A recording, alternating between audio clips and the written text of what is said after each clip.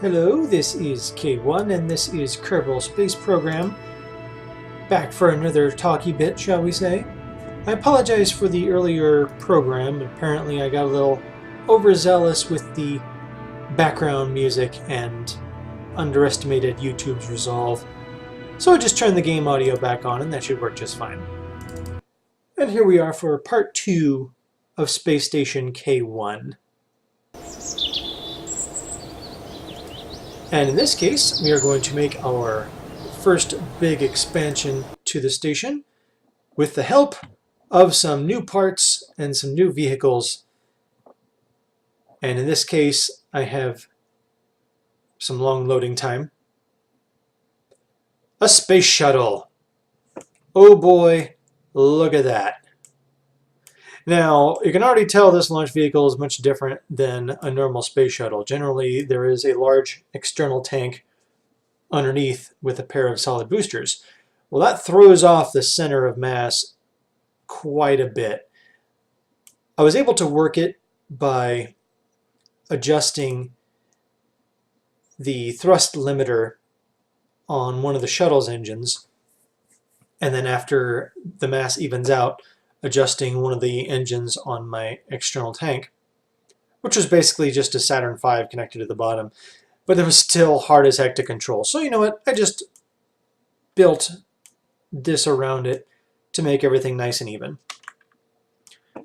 So our first objective is to rendezvous with Space Station K1. Now for those who missed the previous video, there was one launch of the main station module with a Saturn V, and then a second launch with an Apollo-like module, but it was unmanned. It was essentially launching the emergency escape vehicle. And let's turn these on and get this in there.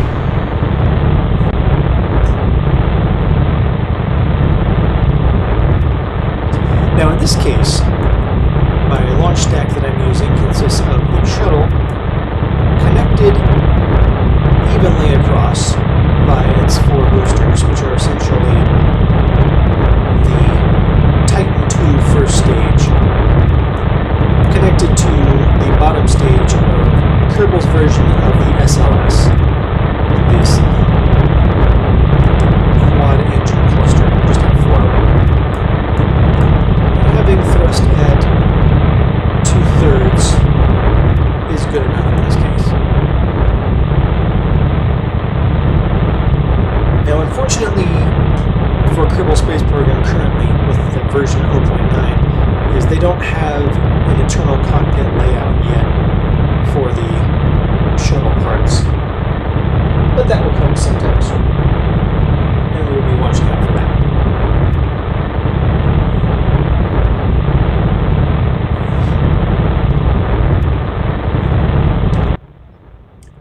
Check out our station. Still got quite a ways away.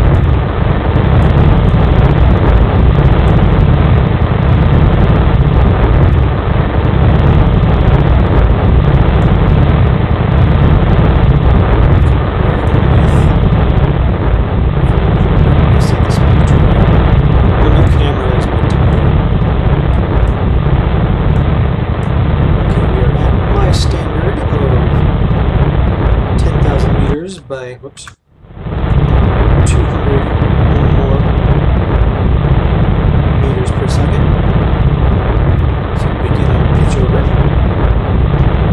Not too rapidly, because with the lift these wings generate, once it starts catching some air,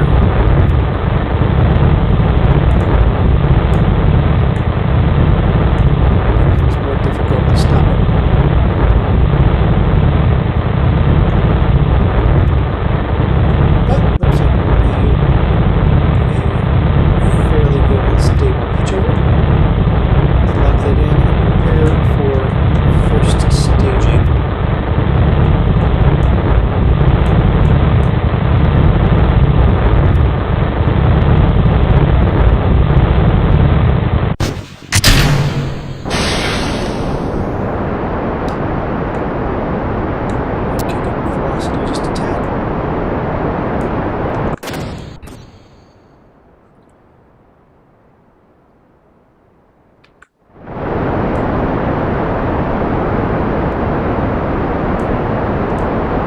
These are only partially the Titan IIs. I used the standard single engine to make up the rest of that.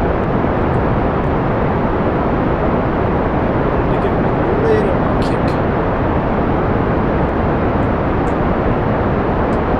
But far be it for everyone to get that correct. Remember, they used the Titan missile for the Phoenix on Star Trek First Contact, but they forgot to research the fact that there was a twin engine underneath rather than a single. But hey, it worked. Of course, a fun little note with that movie, they make a big deal on how the Phoenix was built out of what used to be a nuclear missile. When NASA's Gemini spacecraft used the Titan launch vehicle for peaceful applications long before a warhead was even strapped to it, a full 100 years before the space vehicle in question. But then, who remembers Gemini? Seriously. Well, I do, and I love it.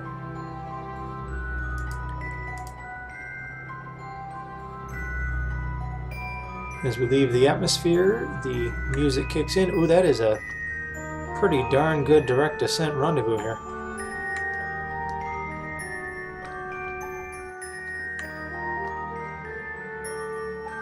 Separation by 4 kilometers. That's pretty good.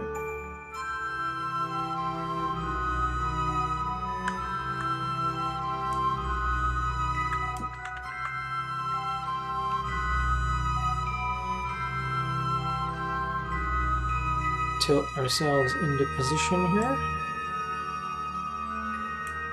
We'll have to wait for... Ah, there we are. Wait for the station to close in before we can start cutting our velocity.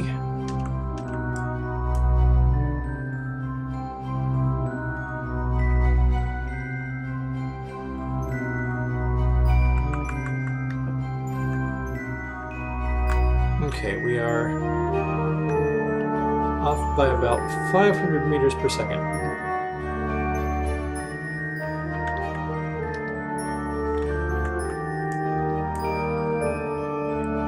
I'm probably going to let it overshoot us a little bit, or come a little short.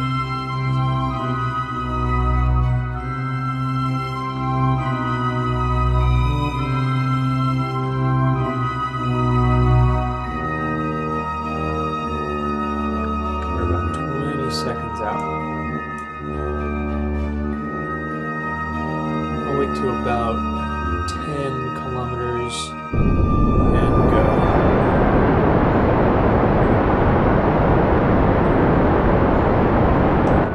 We're going to keep our eye on our orbit here. I really want to ditch these engines while they're inside the atmosphere if we can.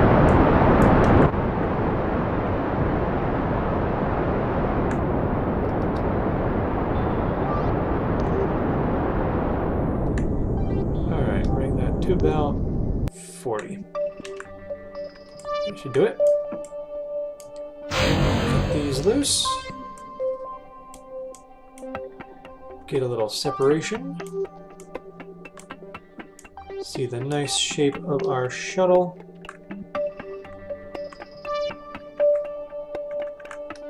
Look onto that and fire our orbital maneuvering engine.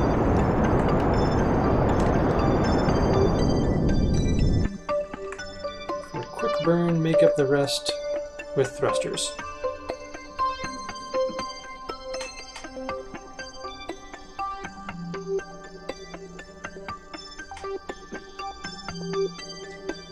And then we'll see how close we made it.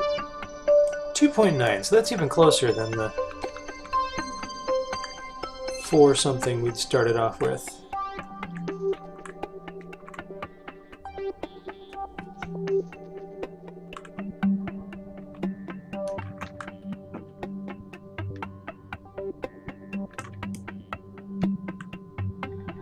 Okay, gonna flip over and start maneuvering toward the station. There's a few housekeeping chores to take care of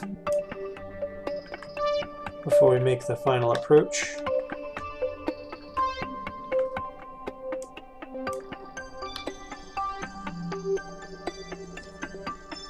And I don't want to use too much of my orbital maneuvering propellant if I don't have to.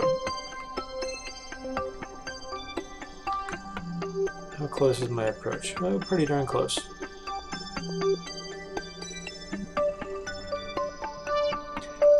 Because the rest of that propellant we'll need to make a deorbit burn later.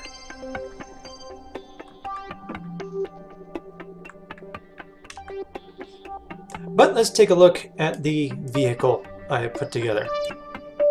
Fairly familiar shape with a standard shuttle. You have the cockpit with some maneuvering jets on the nose, the payload bay,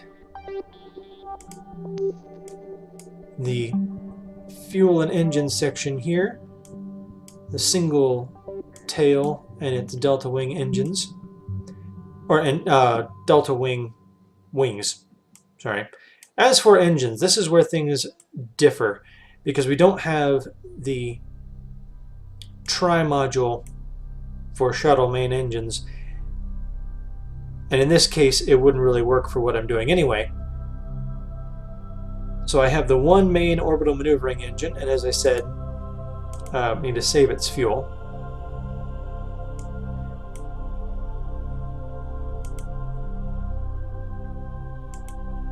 Ah, there we are.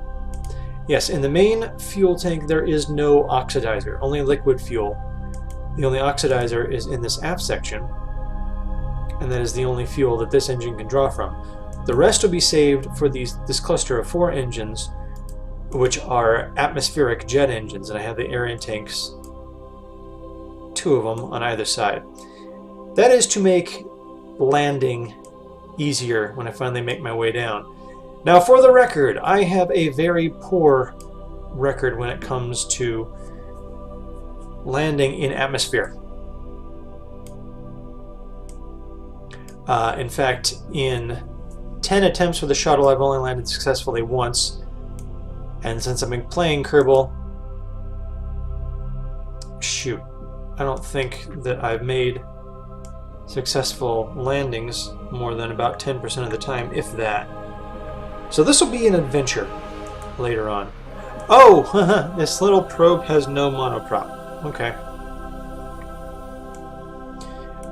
Well, alright. Let's separate that out. And then use the shuttle's maneuvering to get it to lock back together.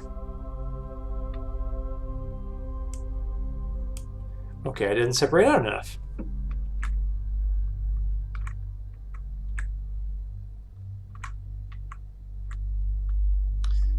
I should have told it to disable crossfeed so it didn't steal monopropellant from my little payload assist module here. There we go.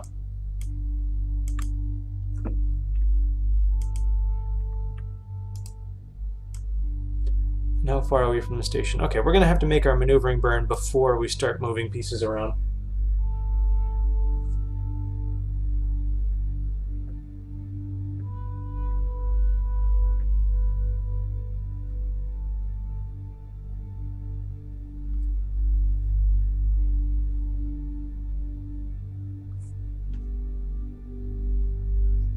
Okay, that is safe. Now let's lock some pieces together, if only for the sake of stability.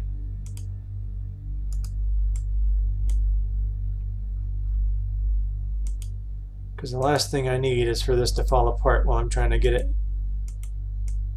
put together.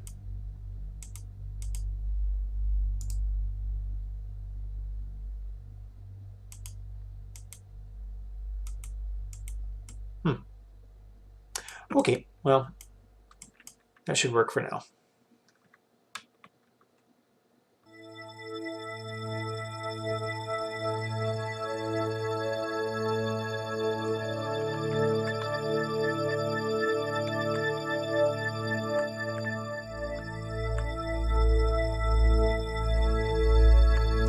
You can see it wobbling within the bay here.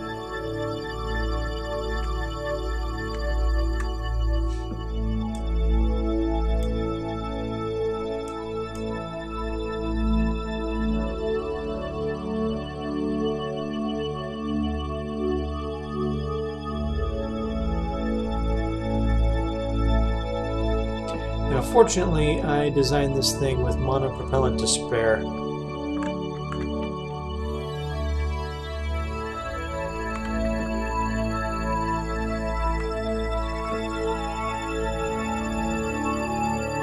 Because I knew maneuvering in space was going to be a big factor for this big beastie.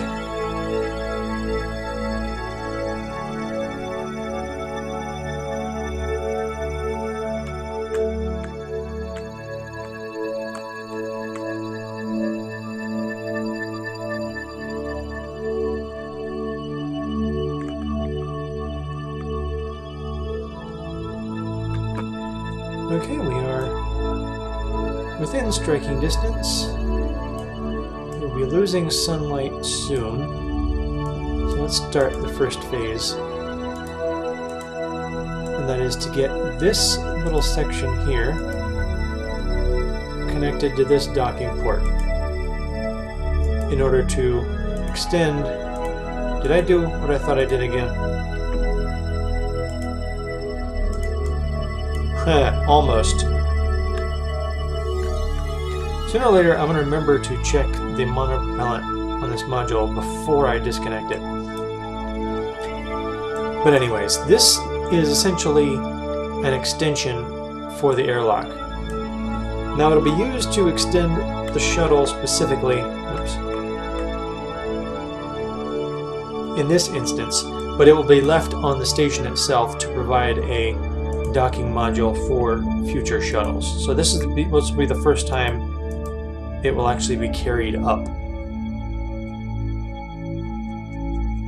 Because the shuttle is just too darn big at this point, and it needs something of an extension to latch onto.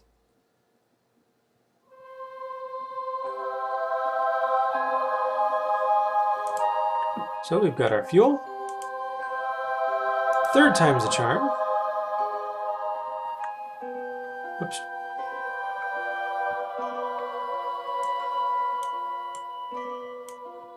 There we are.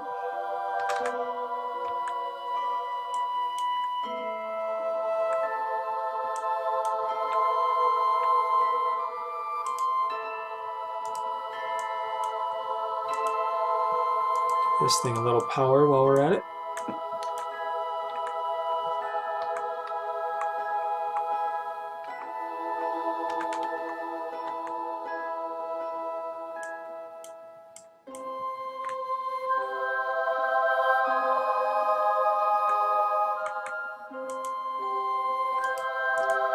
Now the best thing about using shuttles when it comes to building stations is you can utilize its massive payload bay.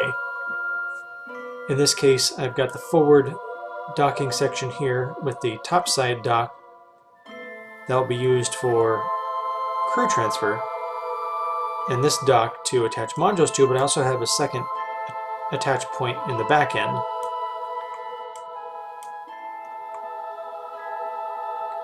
So designed for practicality. In fact, the space shuttle itself was designed primarily as a space freight truck.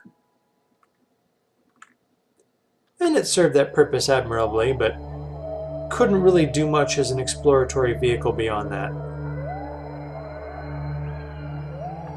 And that is the one problem with the shuttle program that has sort of hampered exploratory spaceflight since, is they can only really afford to run one space program. And since the shuttle was active, it was all they could do, really. Ideally,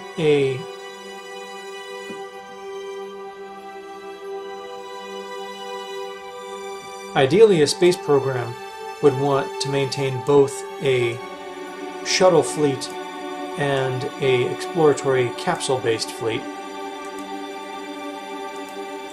But when people don't want to spend the money on it, well, you're kind of stuck. So I'm going to temporarily lock... Now I'm going to get some light in here. Oh boy, well... too many lights. is just utilize the shuttle's internal lights, 1 and 2. Temporarily lock this into position to provide some stability. Now, yes, I am utilizing a mod. It is the docking strut mod, which just connects struts after you're already flying. And that is very useful, especially when you're trying to create space stations, because, well, when you're only connected by a docking port, it makes things rather unstable. So the station is beginning to drift away. So let's start our approach. However, we are out of daylight, so I'm going to attempt station keeping.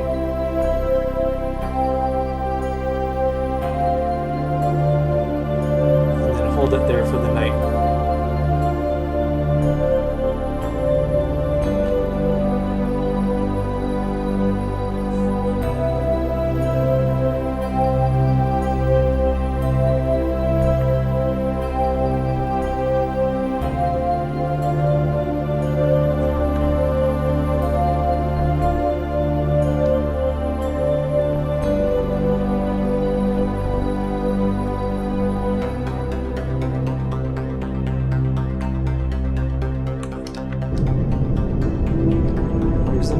So don't worry about getting all off kilter here. Because that little payload assist module wants to throw off my balance.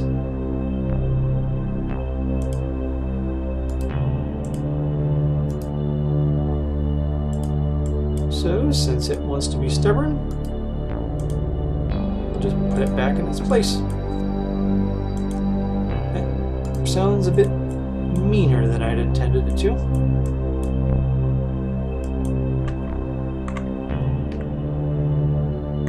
Oops, wrong way.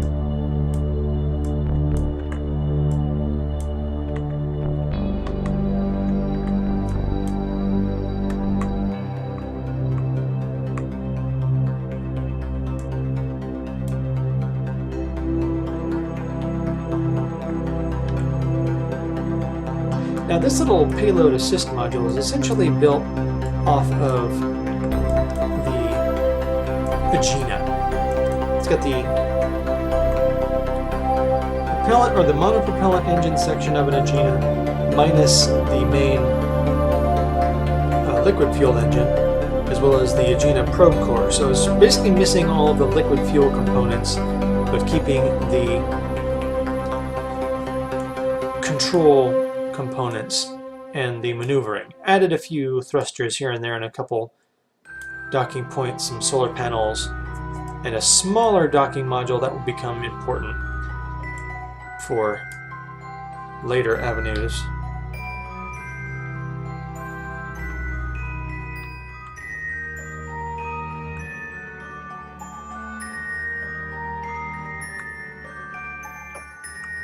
So let's speed up time while we allow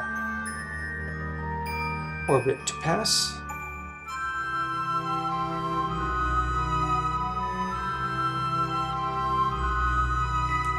Because it is always more difficult to attempt operations in the darkness of night than it is during daylight. Of course, we do have lights, so we can kind of see what we're doing, but daylight just looks so much better. And it's safer anyway. No self-respecting space program would really attempt any docking or extravehicular activity while at night.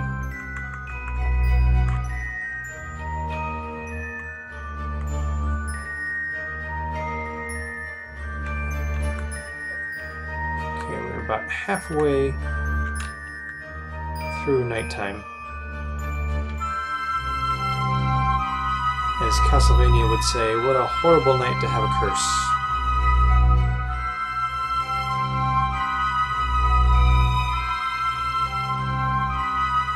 Pardon me on my old school Nintendo nostalgia trip here.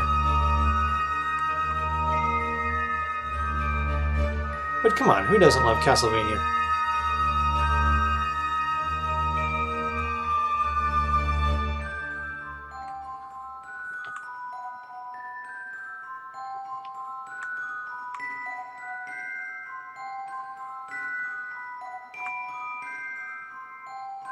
Maybe I can...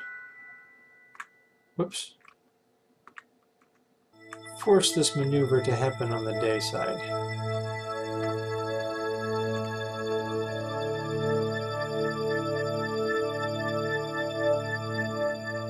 There we go.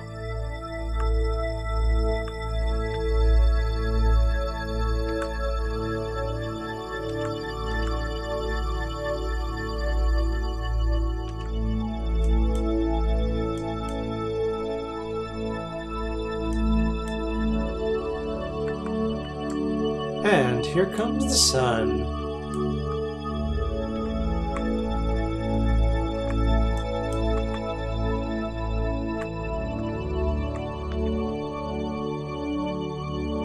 So as we make our final approach to the station, let's get a glimpse of it.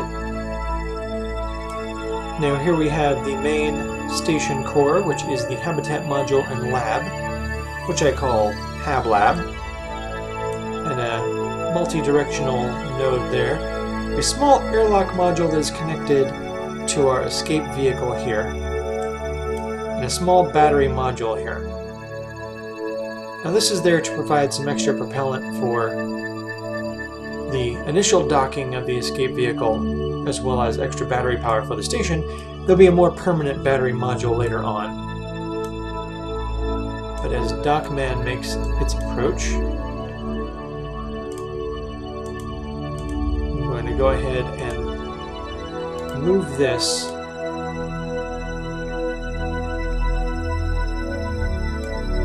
because I need that space for the shuttle.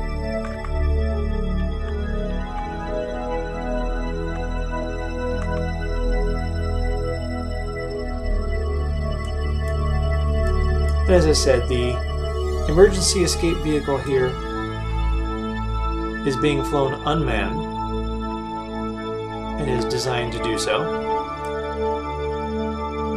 but is primarily needed in case crew needed an auxiliary way to get home. And it's also there so crew can occupy the station without having a shuttle permanently attached. So a shuttle could return to Kerbin, leaving some crew behind on the station who await the next shuttle, but if something serious happens, they have a manner of returning home and will not be stranded.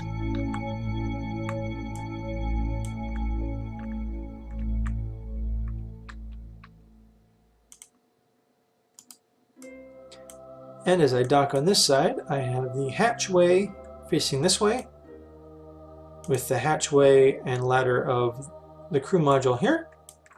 So even if something serious were to happen within this module and it depressurized, they could transfer externally. It's what we call redundancy and prudency, as the shuttle is about 300 meters out. So let's pick up some speed here.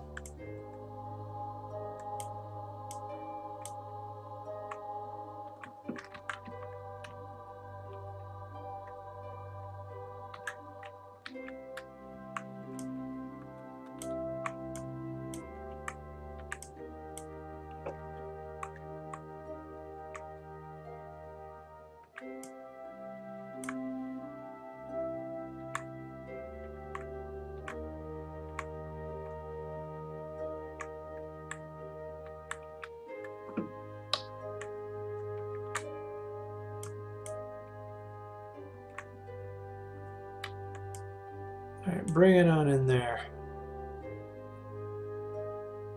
Shuttle is getting awfully big.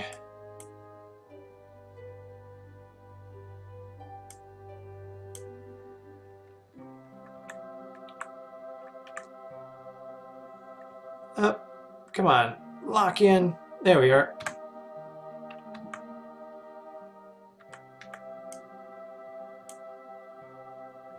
Okay, as you switch to our shuttle,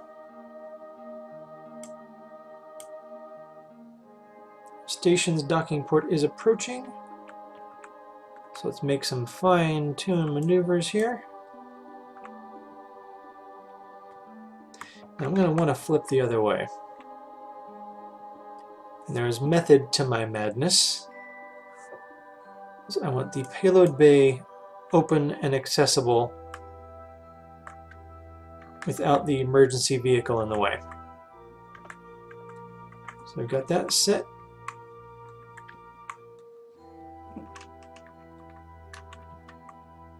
Pitch over.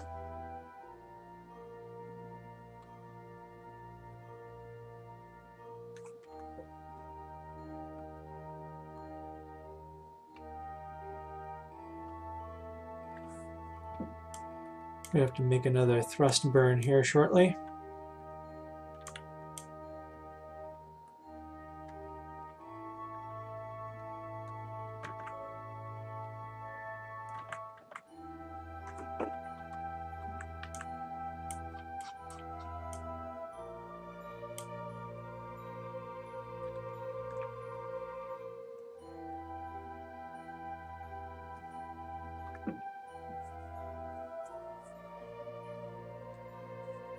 And as of yet, it appears our station is still a little smaller than our shuttle. Now this is nothing extremely new, shall we say. For if you were to take the combined structure of the Russian space station Mir and compare it to the shuttle next to it, one end of Mir to the other was roughly the same length of the shuttle, if not a little bit smaller. In fact, the International Space Station is the first time we built a structure in space that is actually larger than the shuttle.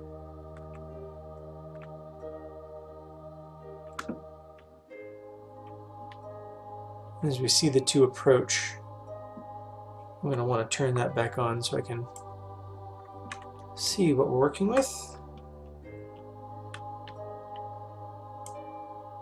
Flying backwards, always fun.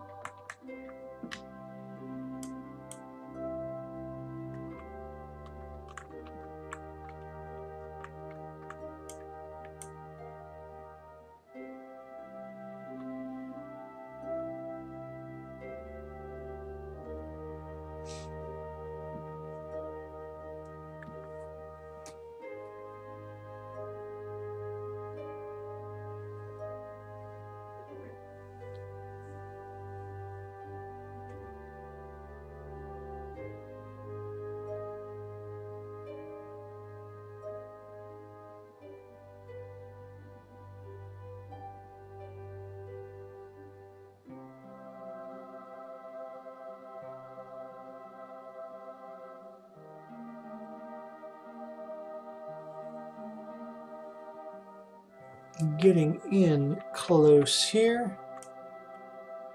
Start preparing for our final approach. Coming a little hotter than I should. I thought I was farther away, but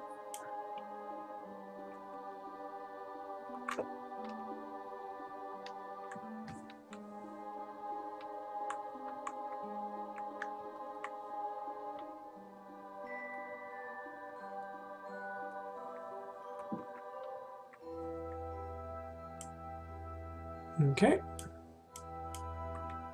Now this is going to be trickier than a standard approach.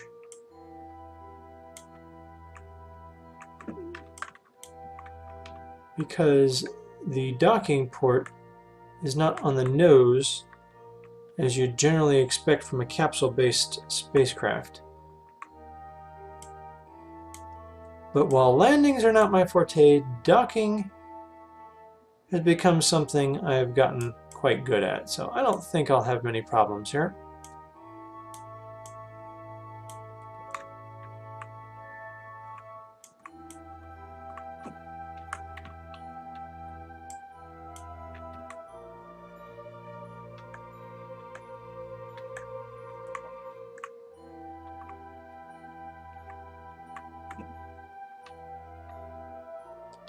It is very exacting work requiring some patience. And one would be surprised, in fact amazed with my raging ADD, or ooh look, squirrel syndrome as I call it, that I have the attention span to keep up with this.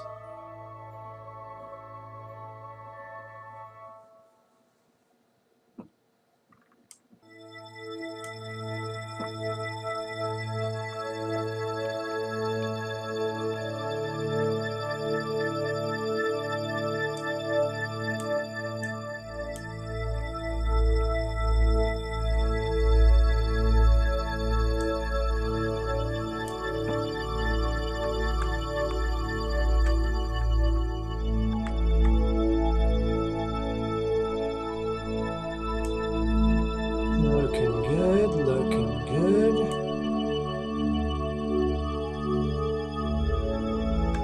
I no longer need that.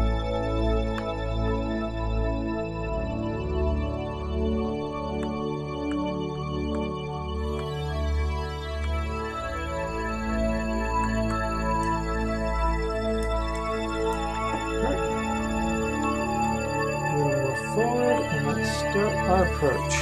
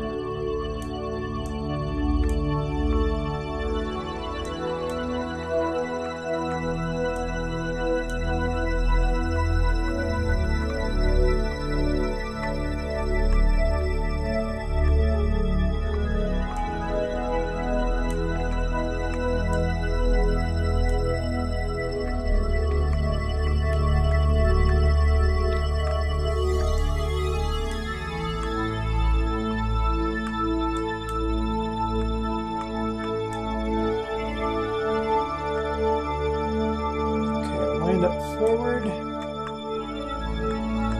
up sideways, and let's bring it in there. Bring it on home. Bring home the bacon, boys.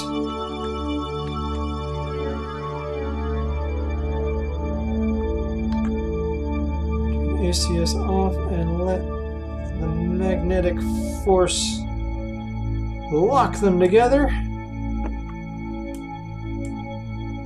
And we have a space shuttle docked with a space station. It's a little wobbly, but our first objective is to lock them together safe and stable.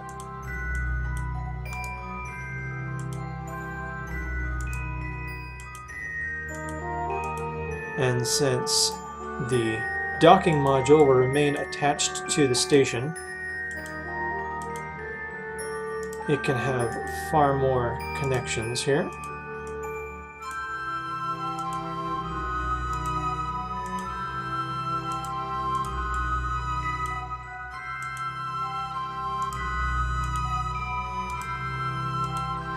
And they will go all the way around, and I can always get that at a later time. But this is where I will end off for today. We have our first space shuttle launch and our first docking of a space shuttle with a space station. And let's get the crew to their new home. Transfer all of these Kermans.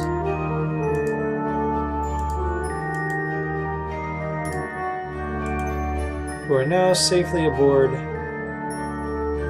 their station. And Space Station K1 is now open for business. This was part 2 of Space Station K1. This is K1. And we will see you again next time. Good night.